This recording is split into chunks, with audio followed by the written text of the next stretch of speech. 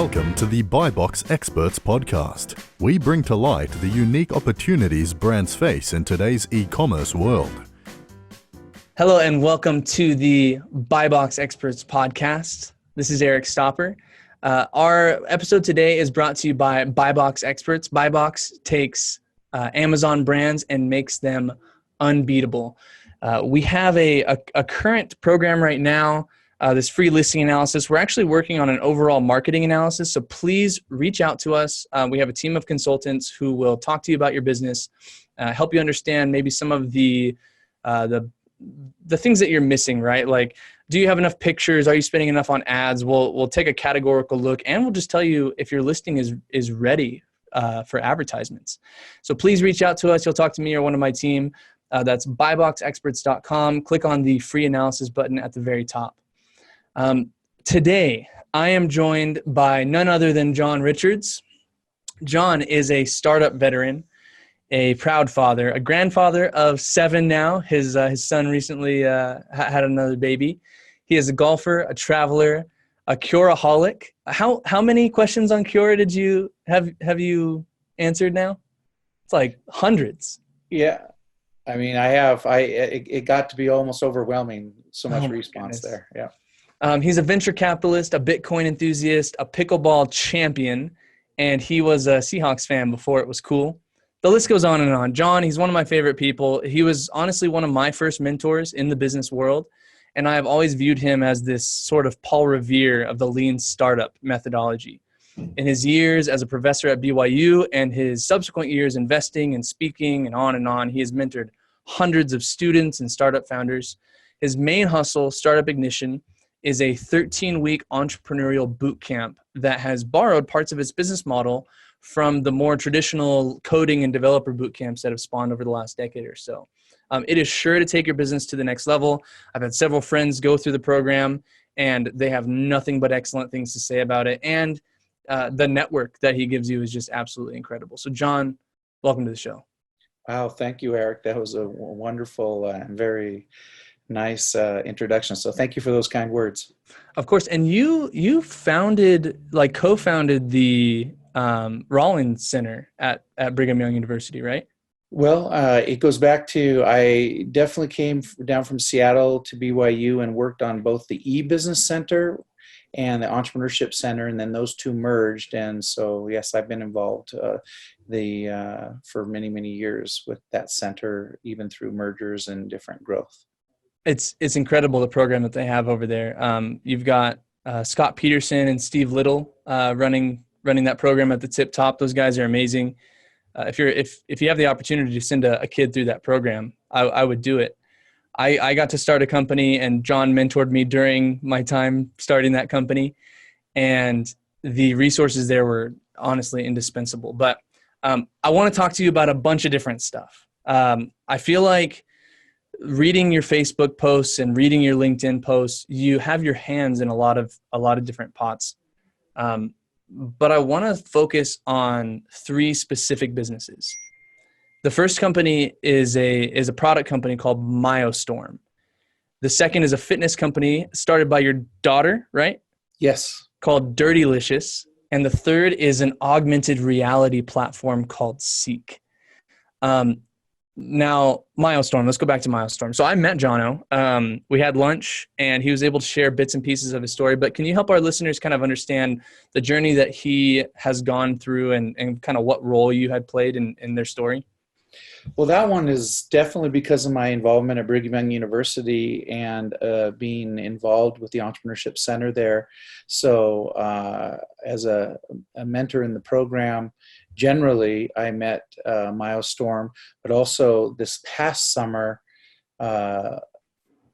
and I should back up and let everyone know that Brigham Young University runs a great accelerator for the top 20 student ventures every year. Get to go through a summer accelerator if they choose. They get some money, and so they don't go do other internships, and then they work on their companies for the summer months. And my program called Startup Ignition was the curriculum for this past summer, in which Myostorm was one of those 20 companies. So I got to mentor them even more heavily during this past summer, and it was fun because they had just been on Shark Tank. and with all the confidentiality surrounding that, waiting for the Shark Tank episode to air. And it's been really fun being around that. And of course, they came up with, an innovative product in the exercise space. The device is heated or vibrating. I'm not sure which features exactly it all has, because it has so many features for being used for massage and exercise. Yeah, it's pretty cool. Go check out their bit on Shark Tank. Those pitches are like an hour, but they only show us 15 minutes. So it's kind of, I feel cheated every time that I watch think them. it's amazing. Yeah, it's even a higher ratio than that. You're really in there quite a long time. And you're just getting drilled by these business professionals. Yeah. He had two guys flanking him on either side when he was pitching on Shark Tank. Are those his partners? Yes, I think so. Now, one of the first lessons that I ever learned from you was to pick your partners really well and to actually have partners, right? Like, don't go at it as a one-man band. Yes. Now, There's a philosophy behind that, I'm sure. People who are listening, they are typically one-man bands. They started on Amazon. They started selling products, and they've been able to, some of them have carved out some pretty good niches. Can you kind of tell us about this philosophy and what you would suggest for these Amazon company founders? Well, let me back up, and then it's definitely a cardinal rule in the theory behind entrepreneurship that scalable ventures, and even backing up further from there, I should explain that there are lifestyle small businesses, there's startups, and there's scale ups or scalable ventures. And when you're a startup, you could be by yourself working on validating a business model, looking at something. But if you're going to be a scalable venture, and the two chief types are software driven companies and then consumer product companies that are manufacturing and putting out into the market a consumer product, those are two very common types. They need multiple founders. It's very hard to be a lone wolf entrepreneur. Matter of fact, most of the tech accelerators that are aimed at software companies have as their first rule of application, if you're going to apply to enter into any accelerator, you cannot be a one-person founding team. And that's just, like I said, a cardinal rule. And there's just too many things in a scalable venture that need to be covered by multiple founders in order to get things done properly and cover all the bases you need to. Now, e-commerce, where you are not manufacturing the product, where you are an e-commerce company, an e-tailer, so to speak, that is something that's not quite in the same level of scalability and requiring multiple founders. So you could pull it off with one founder. And obviously there's a continuum there from, if you're, manufacturing and putting out the product yourself and then using Amazon as your sales channel, then you're going to have some scalability issues on the product development side that are going to be better done with multiple founders than just one person most of the time. But there's exceptions to every rule, and sometimes that can happen. Now, you've talked about these three key founders, the hipster, the hustler, and the hacker. Yes. I think a lot of the people who are listening are very much the hustlers, right? They watch some YouTube videos and they're like, you know what? I'm working a 9-to-5 that I hate. I'm getting out of this. Right. Do you think, given that like a lot of these guys are kind of doing lifestyle businesses, but some of them probably want to scale, what role do you think these other two founders would play in that scalability process for them? Yeah, the 3 H's to describe a kind of an ideal founding team that has the elements of a hipster, hacker, and huckster. The huckster and the hipster often can be the same person. That's the business lead, the sales lead, plus the person bringing kind of an X factor, understands customers, is really, in touch with the coolness factor of what they're doing. And but it is very hard to have all three in one person, and it's very, very, very rare to have all three aspects in one person. But so a lot of times two people can fill all three. So having a business co-founder and a technical co-founder together is a really strong team, and the business co-founder could definitely be the huckster and the hipster. So it's very rare to have the hacker and the hipster be the same person, to be honest with you. And and then even when you look at the hacker himself, there's three different categories underneath him that needs to happen. Like, for instance, in software, you have to look at, is it the back end full stack coder? Is it the HTML front end guy? Is it the UX UI guy? And there's different combinations within that too. So some complexity in looking at team formation, but team is everything. And if you're going to be more than a lifestyle business, I would venture to guess that most people are going to need to have a team surrounding them, not just one founder.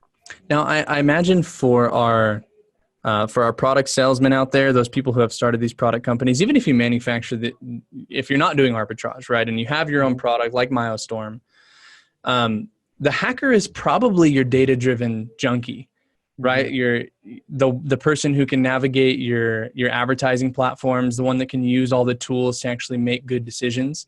And so even if you're listening to John and you're like, look, like, I've been running this thing for like 6 years and I'm fine. If you really want to scale it, you probably need to bring somebody on that can fill that other role, wouldn't you say?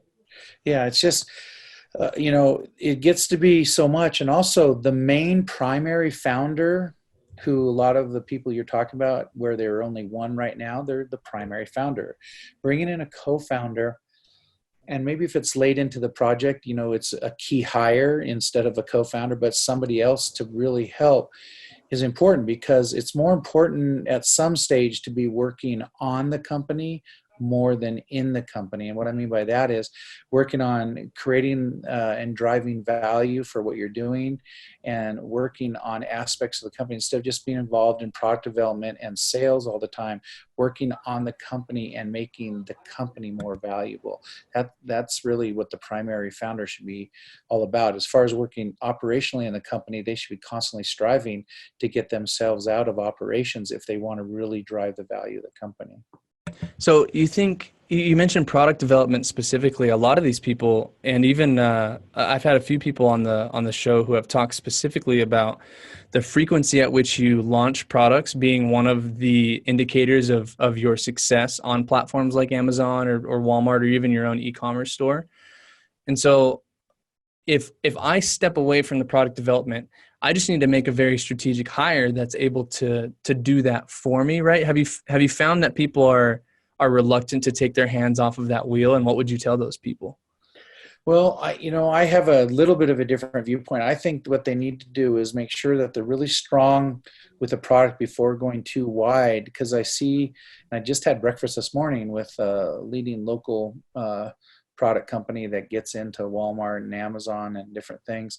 And if you go too wide, you can really thin out, your success with the product. So I like that idea that you got to keep it fresh and come out with new things, because there is a life cycle, and the life cycle seems to be shortening on some of these things. But at the same time, if you've got a good product, make sure it's strong enough before you go with another product, so that you just don't start just coming out with a bunch of products that are only kind of mediocre, products, or mediocre in how they perform in sales. You don't want to be a one-hit wonder and have really mediocrity for all the rest of your products. So I like kind of getting the tree trunk a little stronger and getting the roots set on the first product before you stick a big branch coming off of it, so that it doesn't tip over if the branch starts taking so much time and it doesn't go quite as well as your first product went. But that's just what I've seen.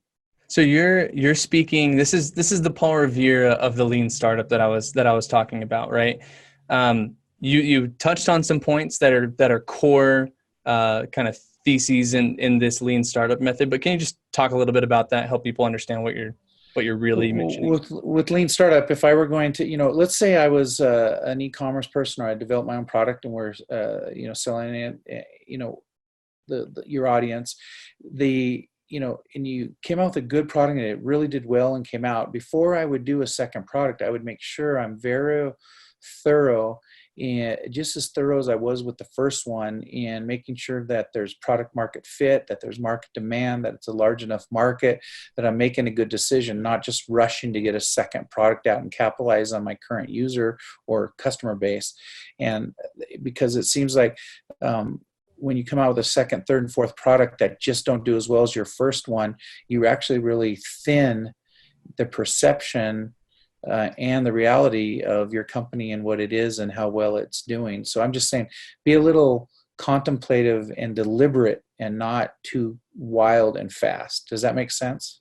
I think it absolutely does. To put this in a little bit more perspective too, I did 2,436 interviews for my previous company. Mm-hmm. I went to these, I was servicing pregnant women, right? So I went to these OBs and I was just clipboard in hand, right? Getting all these data points to find out how much they would pay for it, right? Like what they wanted to see out of it.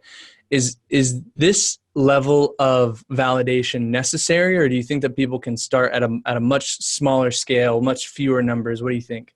Well, each company, each vertical, each niche is going to be different in what kind of quantifiable and quantitative and qualitative research is needed to really validate product market fit. So that's hard to answer generally. Mm-hmm. But I think more is better than less. What you don't want to do is bet your life savings and bet 1 or 2 years of your life on a guess and assumptions. You want to go out and validate those assumptions before you actually bet the farm, so to speak. So I think that's important. But you maybe don't need to do quite as much as you were saying for most companies, because that's an awful lot of numbers.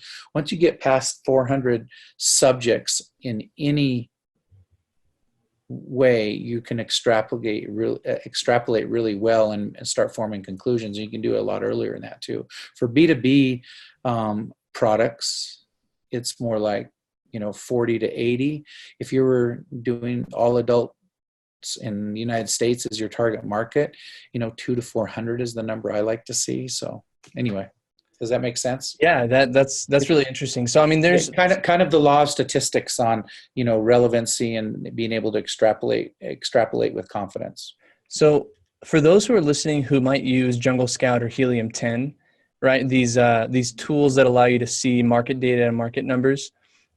You should probably make sure that you run your product idea by a few people who aren't biased, right? Like go where the customers are and figure out if they're going to buy your stuff and if they're going to buy it on Amazon, and it will just make the learning curve a lot less painful.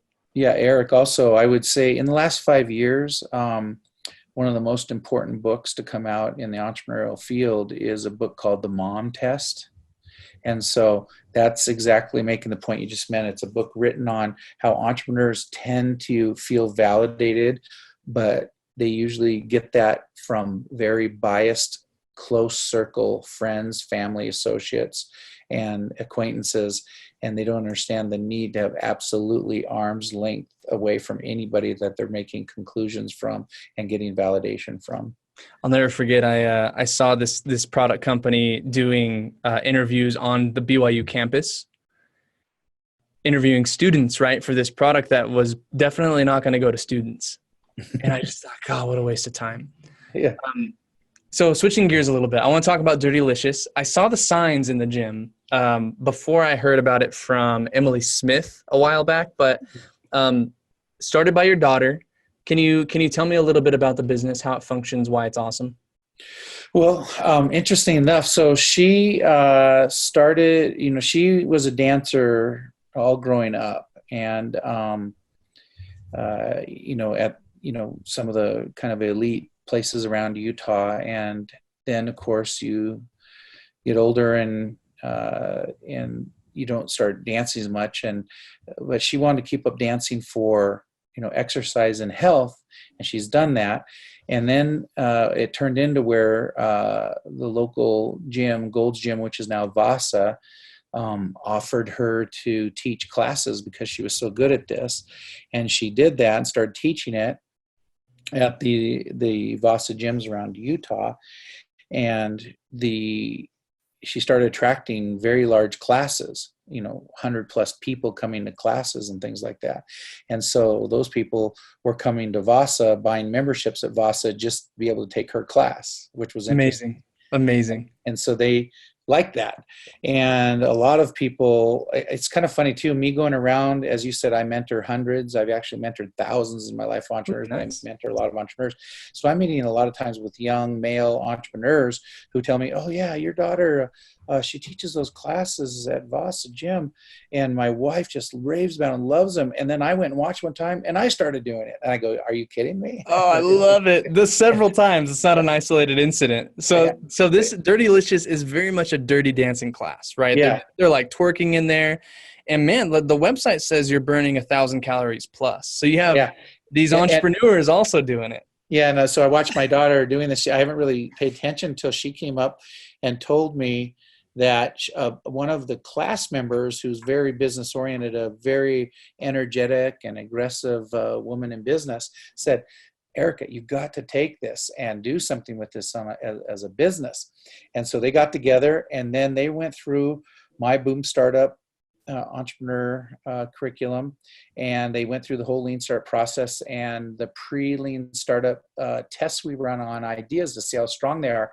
And she literally got one of the highest scores ever tested with this idea with her target on. So you identify your target market and you measure how likely it will be that you can find product market fit before you start investing all your time and energy into it. And she got a very high score, which, was interesting. So I took notice of this and then looked at what this Dirty Dance was all about. And of course, the first time I watched it, I go, oh, that's my daughter a little bit here. Oh, no. The retinas burned a little when I watched it, but have you done it? Have you done the Dirty No, I haven't done it. Oh, John. All right, you heard it here. John Richards is not supporting his daughter. But so this the idea is that the real I guess intellectual property of the company is her dance routines, I guess, are exceptionally good.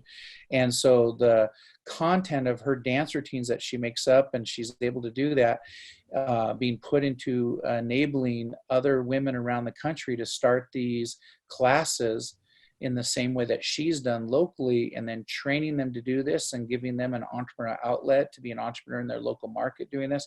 That's what Dirty Licious is now, is training the trainers how to create their own small businesses around the country in their own local market and being affiliated with Dirty Licious brand. And so it's a certification of being trained and doing all that. And so they started just a couple months ago and it's going pretty well.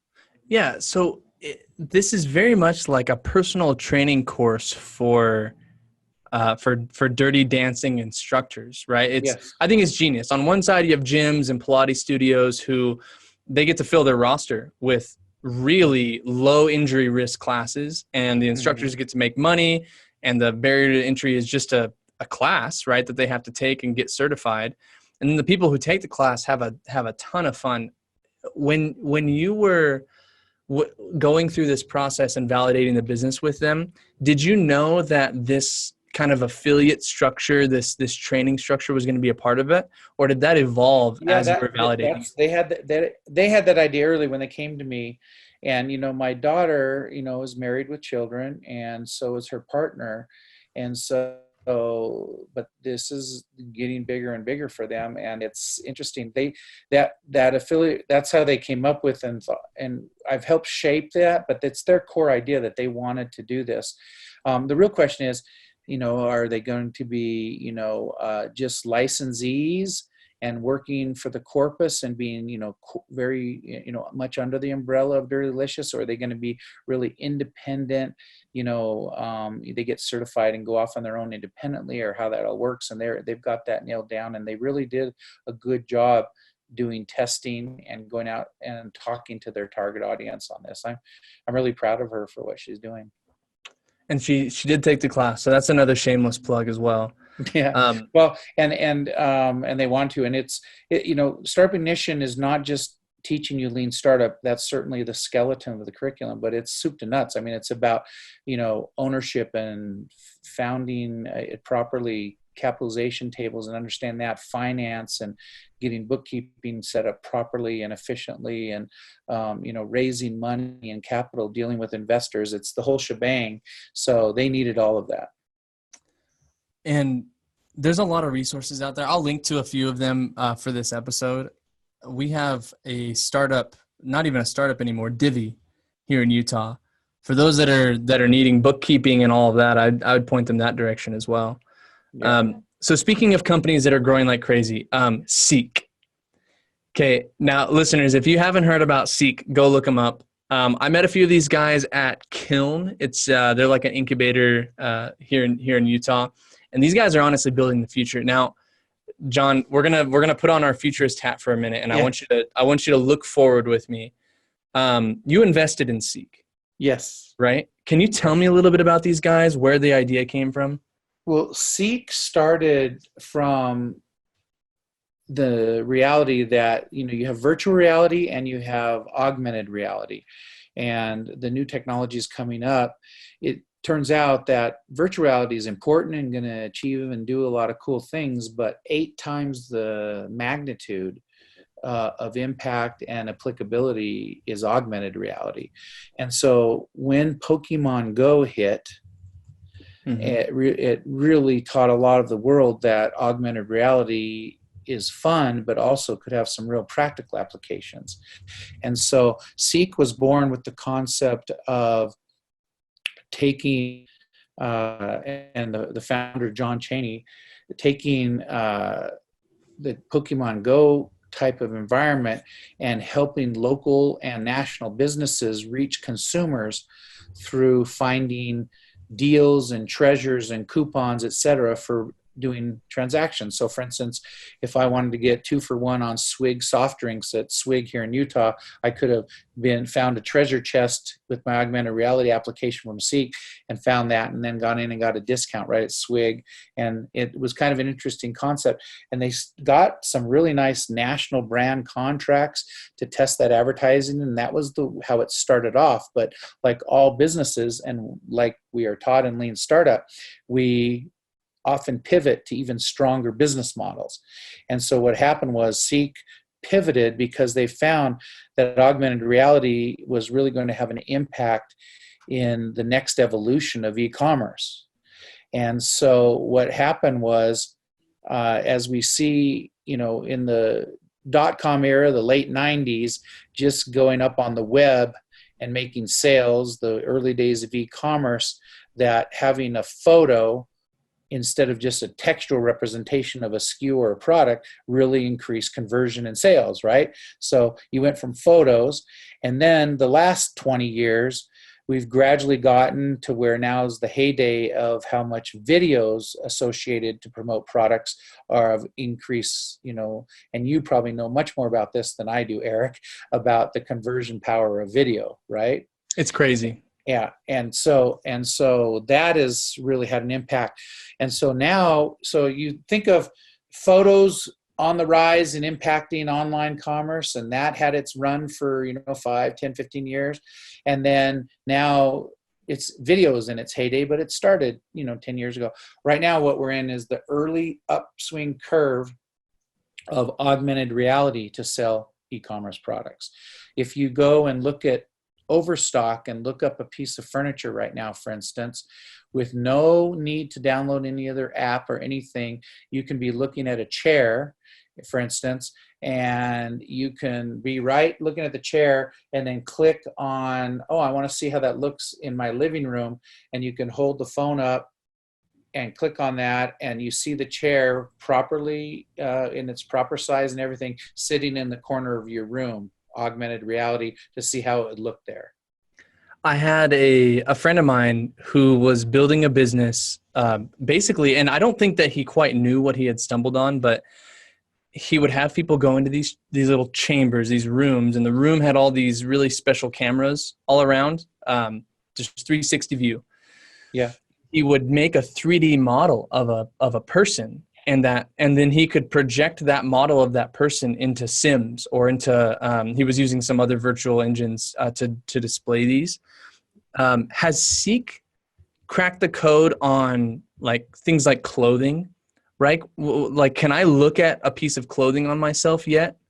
I don't know. I can't answer that. So unfortunately, I wish I could. I know the first crack code by Seek is definitely selling, house furnishings and goods around your house that you can walk around with augmented reality and see products, how they would look on a table, in the corner of your room as a replacement couch, a refrigerator, whether it literally fits the dimension of the hole in the kitchen, left in the counter, things like that. It's done all that. And the conversions with augmented reality are really, really high, because a person seeing the chair they're seeing a live picture on their video on their phone of their living room, and now the chair is put in there and they go, wow, that does look good there, I'm buying it. Click, and they buy it from Overstock. So they have seen that conversion rates go up with this. Oh yes, augmented there's reality. very good conversion rates happening. Yeah, it's the difference from photo to video. You're going to see the same difference from video to augmented reality. So tinfoil hat, right? After augmented reality, where do you think we're headed? I don't know. It's interesting that you say that. I don't know. Someday, you got to wonder, are we going to have what we've seen in some of the movies, the Star Wars movies and other things, with holographic images, right? Right. That where you don't need to look into the screen of your device. The device, you place it down there and it projects up the image in a hologram. That would be the future, maybe. Right. I guess the bridge between that would be like these AR glasses, right? Like the Google Lens, and there's a few other companies. But I don't have a pair. You don't have a pair, right? Like, well, you take Google Glass, that didn't work so well. There was some interesting intrusions that the glasses are for some people. I don't know. But the interesting thing is, with Seek right now, the phone works for what it's doing with this first generation of impact into e-commerce, because that's the perfect vehicle, is the mobile phone, which is, of course, the most amazing electronic story of all time, or smartphones. But that's created such a vehicle to have augmented reality really come into practical use in commerce. Now, if I am a little old company, right? Maybe I'm brick and mortar. This technology is advancing at such a fast rate, right? This whole idea of recursive learning, like the next stage of us getting smarter is much, much higher than the previous like jump in information that we're able to have. So how do you keep up, right? Like if you're a company trying to get the edge and incorporate Seek into your suite of services, how are people even being made aware of this? Does Seek actively sell this to people? They advertise to people, try to get mass adoption? Yes, I mean, obviously going with a direct sales force one by one to its B2B clients is a longer haul. So Seek, and this is kind of odd, Seek is seeking. That's maybe not a good way to say it, but channel partners, that can help get to more e-commerce companies. But they've got some, the pipeline looks really good, and they're approaching lots of good, larger e-commerce players, and so it's exciting. Yeah, I saw on their website that said something like companies that trust Seek, I think is the tagline on their website, and Amazon is listed there.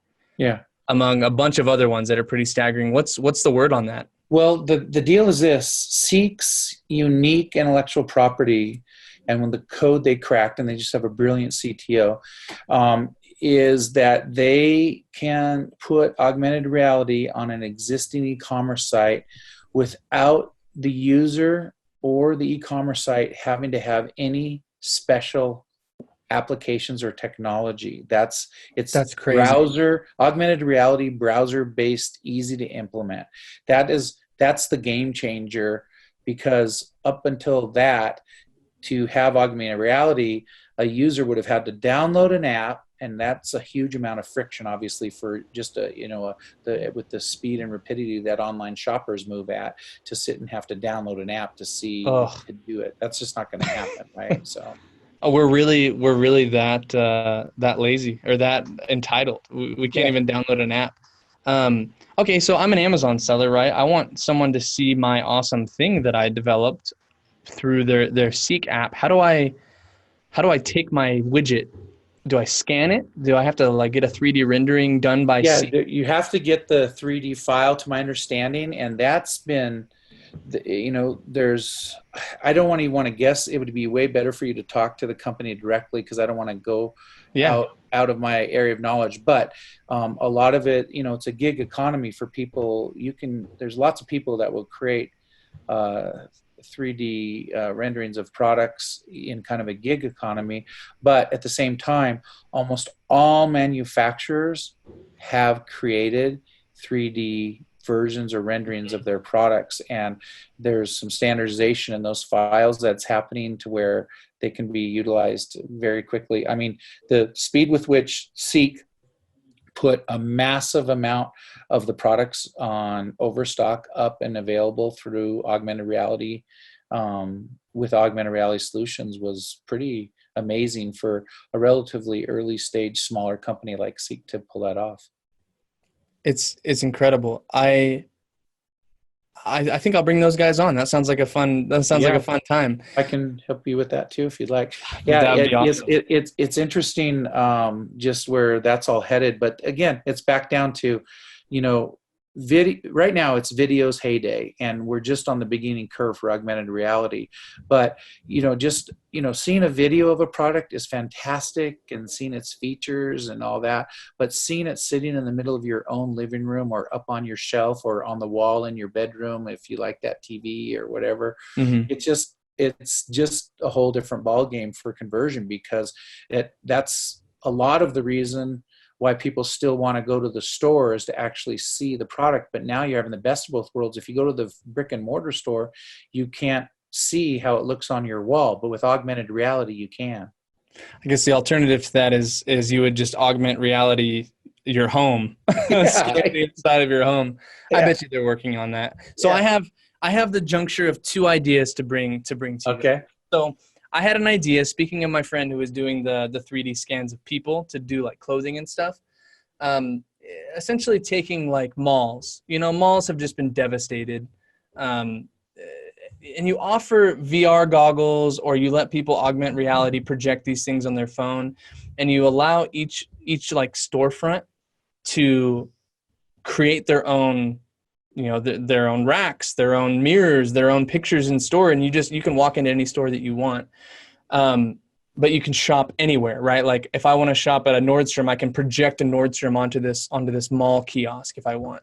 So this is kind of my thoughts, because brick and mortar is hurting. The reason I bring this up is because you've talked in the past about a retail apocalypse. You linked to an article by CB Insights a few days ago. Yes. About 81 companies who have filed bankruptcy in what people are calling this apocalypse. And one of those was Payless, right? February 2019, they're going to close 2,100 retail stores nationwide. This is unprecedented. And in the article, they say, and this is a quote, Amazon is not the only reason that retail is troubled. Mounting debt and retailers' own missteps and lack of adaptability are also to blame, among other factors. I want to talk about adaptability, right? You're all about agility for these companies that you mentor. You want them to be quick and lean and agile. So let's talk about what adaptability looks like in 2019, 2020. If you're Payless, how do you avoid something like this? Well, that goes back to the legendary book by Clayton Christensen, The Innovator's Dilemma, that came out in the mid '90s, and is probably one of the most important business books ever written based on his research. He's a Harvard professor, and it spells out the problem with the incumbent. If you have an incumbent leader in a market or a niche, and a disruptor comes along, the incumbent keeps doing what it's always worked for it, and that is usually taking care of its most premium customers. And the disruptor actually takes care of the low-end customers until it chews its way up and steals the whole market away from the incumbent. And the dilemma, the name of the book is The Innovator's Dilemma, is the one-time innovator has now become the incumbent and now is getting disrupted. And so there's a lot of research and anecdotal history to look at that shows that, is there even anything an incumbent can do to stave off this problem? And a lot of it comes from serving two masters, and you can't serve both masters. For instance, one of the great case studies of all time on something like this is, Blockbuster handling the advent of Netflix, Oh, right? geez, what a disaster. Blockbuster was a $4 million business, or excuse me, $4 billion business renting video movies. And along comes Netflix, and they ignored Netflix because they thought it was just a nuisance little thing, until all of a sudden started growing, and Netflix grew and grew. And then the mistake made by Blockbuster was, oh, let's try to be Netflix and our brick and mortar Blockbuster business. And so the very first thing you do to compete with Netflix, they thought, was everybody hates our late fees, so let's get rid of late fees. And overnight, $800 million of their $4 billion disappeared. That was pure profit from late fees. And they went down further from that, and Netflix kept growing. So I said, okay, so I guess we got to go all the way in, and we're going to do a same type of DVD rental program through the mail, just like Netflix. And so they set up everything to just duplicate Netflix, but they added a feature saying, hey, since we've got all these stores, we can let people take back the movies to those stores. And that'll save us the mailing cost, because mailing was a big expense for Netflix.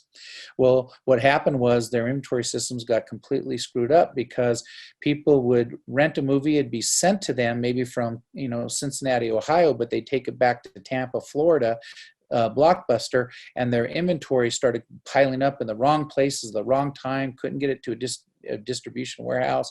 It was a mess, and it completely messed up their inventory systems to where they had a momentary gain of getting customers for their Netflix clone, and then ultimately the inventory problems killed them, and they filed for Chapter 11 bankruptcy, and the rest, as we know, is history. They're long gone.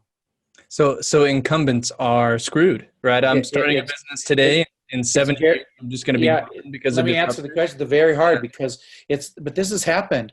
In 1980, the number one most famous tech company was Digital Equipment Corporation. And it did mini computers larger than micro or PCs. And they were heralded as the best management team in tech, incredible, on the cover of all the business magazines. That same team by 1990 was considered idiots, and they were bankrupt and out of business. And that's because of the PC revolution, and the personal computers completely disrupted mini computers. And what happened was that management team just kept doing what it had done in the with its mini computers, and doing the same channels, the same way of sales, and they just got completely creamed by Intel and Microsoft and the personal computer and Apple and all that. And that's what happened to Blockbuster, and Netflix story. And you're seeing that now throughout the massive, quantum shifts in retail. I'm not an expert in this, but I'll just give my thoughts, because I think you're interested in this, on where retailing's going. Is I think you're going to see this massive clash as they go. The brick and mortar stores are doing their best, trying to be like a fully online e-tailer or e-commerce company, and the e-commerce companies are opening up experimental brick and mortar stores, like Bonobos, I think is name of one. And then you see some of these doing that, and it's like they're meeting in the middle and going to have this gargantuan clash. But I think a lot of brick and mortar stores on the way of experimenting with e-commerce are serving two masters and going to suffer the fate of all these other companies that ultimately die because of it. So the question is, should a brick and mortar just completely go e-commerce while they've still got the strength? That's an interesting question. And some might have to face that, especially niche ones, to survive. But ultimately, you're going to see this gargantuan clash, Amazon, Walmart, and what's going on. We know Target already suffered a big hit. I'm not sure what their current status is in their health, but, they shut down over 100 stores about a year. Yeah, something like that. And then Kodak survived their kind of incumbent disruptor, right? Because they had developed the first digital camera, and then they ignored it, I don't know how much they've survived. Polaroid and Kodak are largely brands, I think, being kind of repurposed, like Polaroid got wiped out, and Polaroid now is a nice brand everybody trusts, just like Kodak. And so a lot of products get that brand put on it, and it's kind of a brand marketing play to my understanding. I don't know if they're really, Kodak did something interesting with a crypto offering last year that got them a bunch of cash, but I'm not sure exactly what they're doing with products. We'll And see. you're a big Bitcoin advocate. Well, I definitely was. I liked some of the ideas, but I've had some concerns over it just because of the reaction of the United States government towards a lot of these things. If the governments don't allow it to happen, I'm a little worried about where it's headed. But still, there's great promise and hope with blockchain technology and all that. But I don't know if Bitcoin's going to be a transactional solution. It's definitely become a store of value like gold, and it's interesting to see where this all shapes up. But the federal government of the United States and other first world governments have a real keen interest on not allowing this to get out of control, and they've shut down and are taking a lot of legal action against some of the early actors that were going a little too hog wild, and it's really created a ongoing nuclear winter in this. So we're still seeing to where this is going to shake out a little bit. So that's how I feel on that. We were talking about tariffs Yes. on our previous episode. I mean, there's all sorts of regulatory risks that are affecting e-commerce stores and brick and mortar stores. I wonder then, because you shared an article about the growth of Bitcoin as compared to Amazon, Alibaba, all these like high growth companies, which Alibaba was surprisingly low. It was only like 100% increase. Yeah. The Bitcoin one was like 9,000% increase or more. It's like might be an 18,000. Yeah. Yeah, it was crazy. Well, so now you're talking about this risk and how you're a little unsure about if it's going to be a transactional piece for people. Now, my question is, I've seen you do all these friendly bets with your friends when you're playing pickleball, when you're doing golf. I think total amount of dollars, maybe like 40 or 50 from what I've seen. And between you and Warren Osborne and your son. Now, you're a betting man, right? Like, let's say that you have to put your money on one emerging part of the market. Where do you put it and why? Oh boy, that's an interesting one. So, I'm going to answer that, but let me go back to Bitcoin. Just say, I think Bitcoin's an important part of a portfolio, though, just like gold would be an important part of a person's portfolio right now. So, whatever that means, do you have 5% of your net worth in Bitcoin and 5% in gold? That seems like that could be really prudent. Mm-hmm. So that's something to think about. But now, as far as where opportunities and technologies and new things are going, there's just got to be a huge,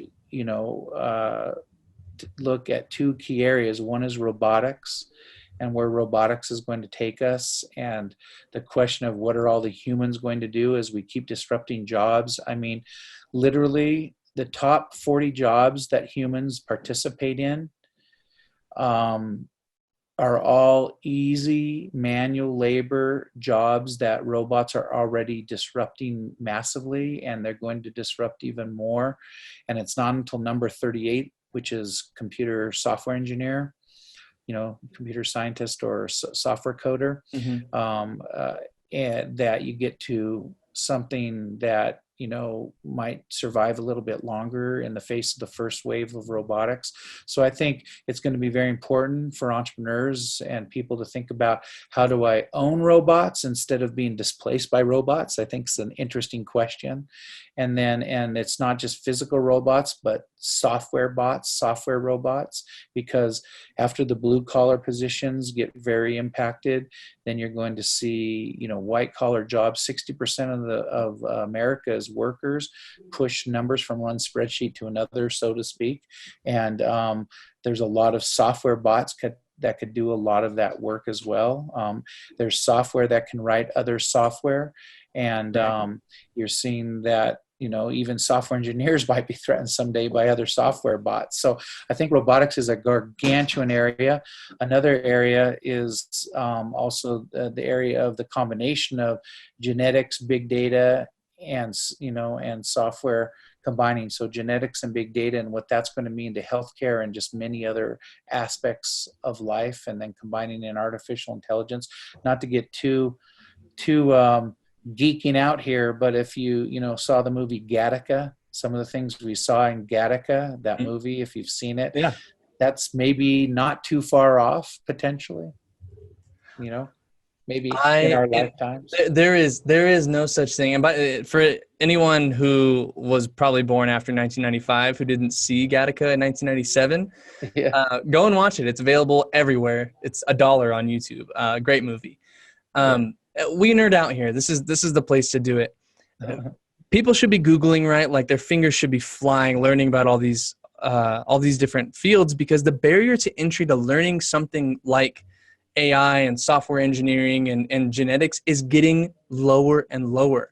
You can learn a lot very quickly. And so, this is all really spooky and kind of fun to talk about. But for those who are legitimately worried about the future of their job in robots, right? Like they should just start learning, right? They should just boost themselves up with as much technical acumen as possible. Don't you think? Yes, I absolutely. And just making sure that, you're keeping your brain alert so you can learn new things. I think part of the hallmark of the future for those that are going to be participating in the economy of the next 40 years is that you're going to have to be very, fast-footed and be able to pick up new topics, new subjects, and be conversant and be able to move laterally so that you can then move up if something happens to your industry, to your niche or your position with what you're working on. I mean, one statistic, Eric, that's really fascinating that some people don't always realize is that about 40 years ago, the top 5 most influential companies in the world that had, a most impact in our daily lives, we knew their brand names and all that. The top 5 had about 4 million employees, those 5 companies together. Today, those same 5 companies that we would consider very influential and a part of our lives, the Googles, the Apples, and Microsofts, all together only have a few 100,000 employees. Think about that. And arguably way more centralized. We think that maybe the internet's democratized things, but not really. Way more centralized impact and control with very few employees, relatively speaking, which is just an interesting thing to think about, right? Because, Google opens up a 250,000 square foot facility and has 2 employees assigned to 250,000 square feet. What? A company, a city or a county gets excited. Google's building a 250,000 square foot building here, and there's no jobs, and because it's all computers, right? and so when you think about that, it's think about Google search. Google search, the process of search of this incredible database, this incredible thing called the internet, and Google is so dominant in that search business that nobody's ever had a monopoly grip on anything the way that company does on search. If you think about it, Microsoft spent something like $10 billion to get Bing launched and going, and it's still around and existing. But just ask an average 100 people, Eric, in the last 24 hours whether they've used Google or Bing, and what do you think you're going to get? I think after those billions spent by Microsoft, it only got 2% market share away from Google on search. Nobody's ever had that kind of launch money and only gotten that little market share. And I love, I'm not saying anything about Google, whether I like them or don't like them and all that. It's just an interesting, fascinating world where we've put a lot of power and centralization into a lot of things that really don't produce a lot of jobs. And it's really interesting. We'll see where it all heads up.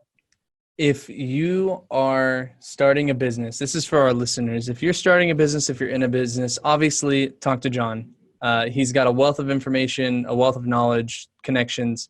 Go to startupignition.com, right? That's where we want to direct people. Reach out. They have, a contact us button there. Please reach out to them and see what they can do for you and your business.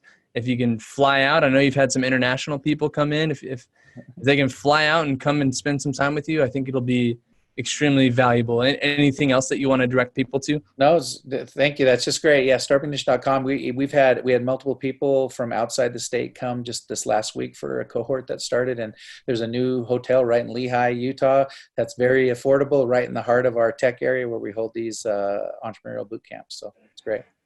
John, thank you so much. Thank you. Thanks for listening to the Buy Box Experts podcast.